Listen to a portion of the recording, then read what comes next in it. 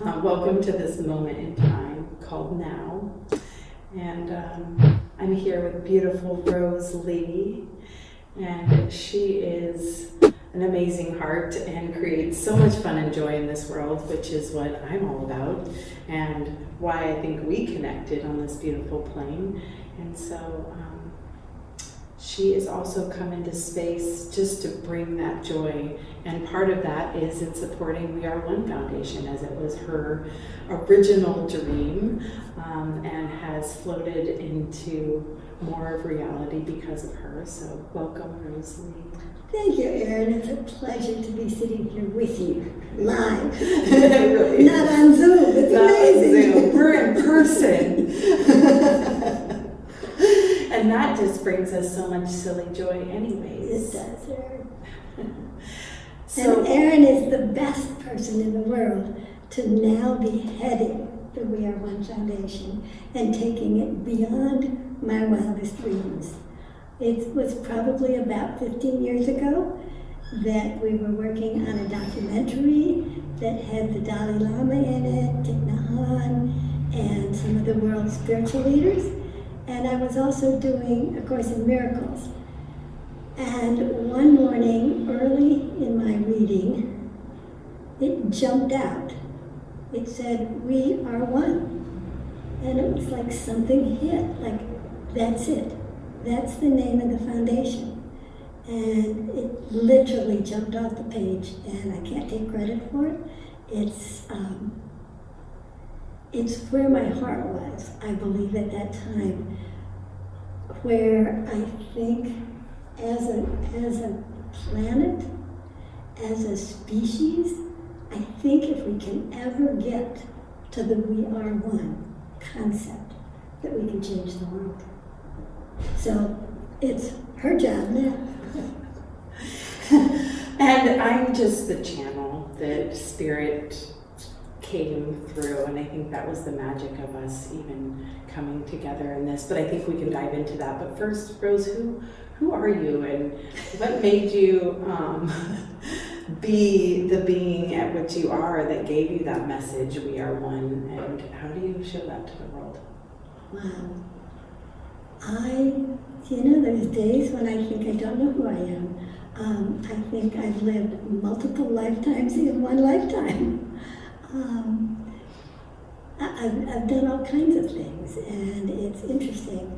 I did some really big charitable events. I worked with Frank Sinatra, Sammy Davis. Some of you don't even know who those people are. In Hollywood, I represented Halle Berry. A few people may know who she is. It's a little more up to date. But I look at it that I was in high school when Elvis Presley first came on TV, so that really kind of dates me a little bit. And who I am, I think my heart has always been about service and helping people. And I think when we started the We Are One Foundation, it was with that in mind, that it would be a charity that could help other charities and other nonprofit groups, and that through education, I believe, is the way to do it. And I think the more we can spread love and sharing and caring and compassion, that there's a chance that we can become a We Are One world. So tell us how you're going to take the next step. Oh, Rose. Well, I think we know through the love of our projects of Youth Inspired and inspiring that youth and passion inside of each one of us to bring the art, the creativity, the movement that we are as beingness into the world. And so we have multiple projects moving, and that's the idea, is allowing the We Are One collective as humanity projects, creations. That is the idea of We Are One, is that we are able to come together as a human race, and as our projects flourish into these trees of our forestry of life, that we're able to do that together and allow each other to shine. So there does look like many of projects moving, and our main goal is with the youth and inspiring the passion inside to create and honor our own emotions and our values for ourselves.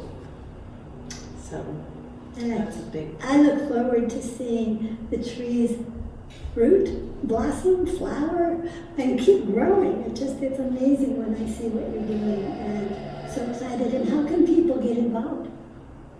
Well, people can get involved by going to weareonefoundation.org, and you can check out any of our projects, donate, participate, become a part of the family, and see what we're doing to play.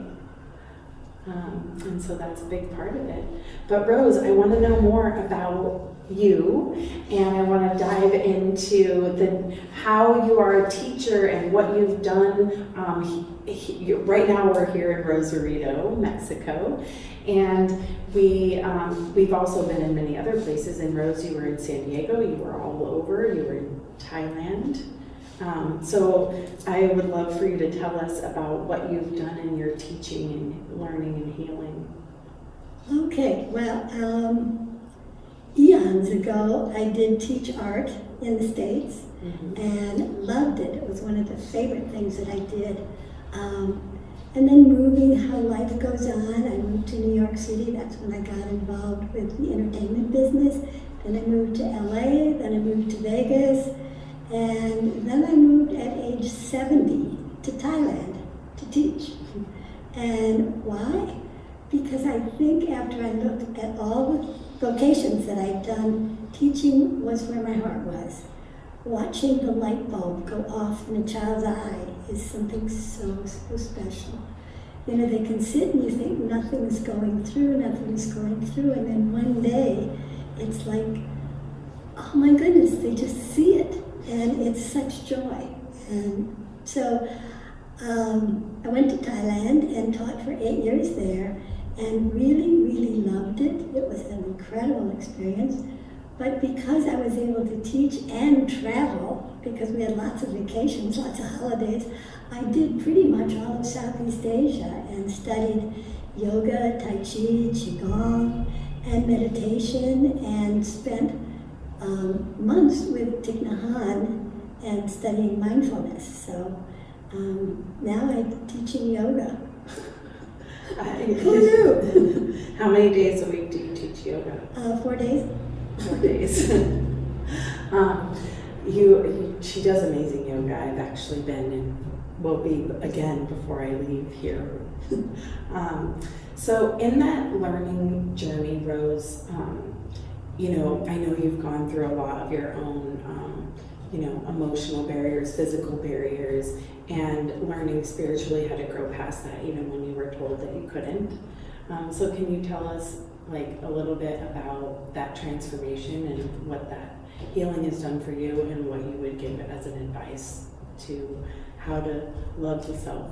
Well, the first thing I think would be the advice that I would have to give, and somebody reminded me that I had said it in one of my yoga classes, was your body wants to heal. It wants to be at optimal health, and sometimes we get in the way. So I guess what I would say is take charge and let it heal. It's all energy, and we can master that. You've got healing hands, and all you need to do is use them. It's amazing. And I think the other question you asked is, how did I kind of get through that? In my 40s, I had 32 tumors taken out, cancer, and don't have any sign of it now. That's long gone. After the tumors were taken out, I developed rheumatoid arthritis, and very severe, was told I'd probably spend the rest of my life in a wheelchair. My little hands looked like mittens. There was no space between the fingers. They were just puffballs. I couldn't drive a car. I couldn't even open a door. I would try to turn a page on the newspaper and tears would just run down my eyes. I had to have a car and driver. That was before the internet, so I made him take me to the library, and I looked up everything I could find on rheumatoid arthritis, because I'd been to see 4 specialists, and the last specialist said there was nothing more they could do for me. And I was on so much medication that I was just out of it. And I looked at him and said, "You're right, there's nothing else you can do for me." And I walked out the door and thought, it's up to me to do it for me. So that would be my advice, is take charge of your life and you can do it. I'm working to not allow the tears to go down my face. You're amazing. And such an example. I mean, to be who you are and to go through literally not thinking that you could have your hands and your body and the ability to be you, and to feel like that was the end all be all, or that's what's being told from the doctors and the people and the books, and saying this is never going to happen, and harnessing that spirit inside of you to say, no, that makes no sense. And that's so powerful.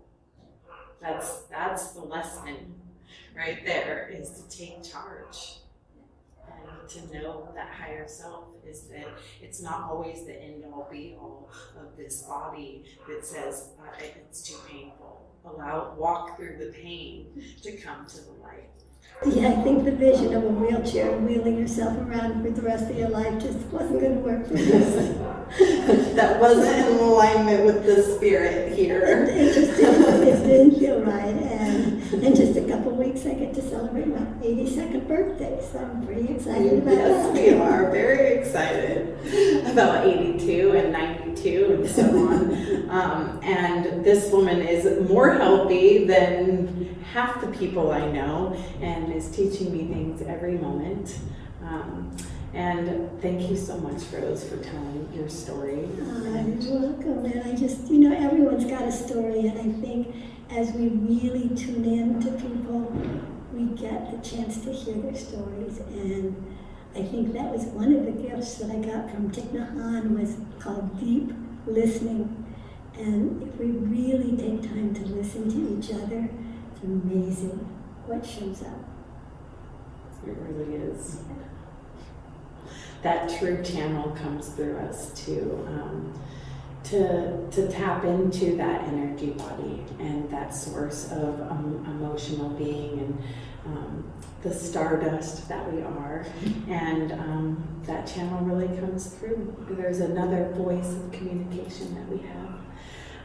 And in that voice of communication is, to go back around to where we were, is that Rose and I meeting in alignment of playing these games and experiential learning and seeing the importance in that. We met here in Rosarito now 2 years ago? Mm-hmm. Yeah, 2 years ago in February, supporting some refugee children. And our projects in similarity had trees involved, and they were the same color green, which is popping up on the screen, I'm sure, at the moment, showing that the synergy between this play and unity that I felt like we had right off the bat was just synergy, and that spirit allowed Rose to hold on to that and to grasp that we are one vision, and spirit gave me the message as well, and we were just able to unite in this magic and allow spirit to continue to love. So I thought in this beautiful unity of play that we would continue playing and show how fun we are, and how sound and healing is a part of the play and creativity that we are. So we're gonna play some. We're gonna play. We're gonna play, and we'll show you what that means right now. All right, here we are with our play and fun and energy, music magic. With crystal bowls and chimes.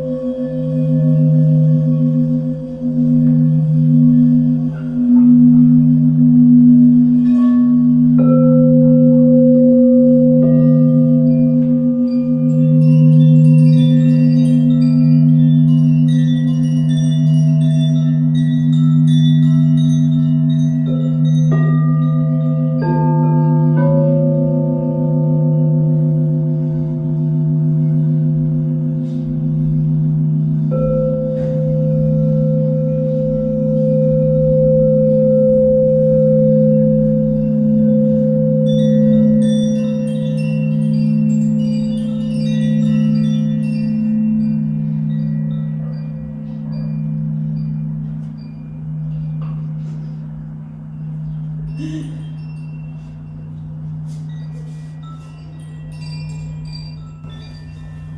it. That's all the world needs. Learn and love. Learn and love. There we go.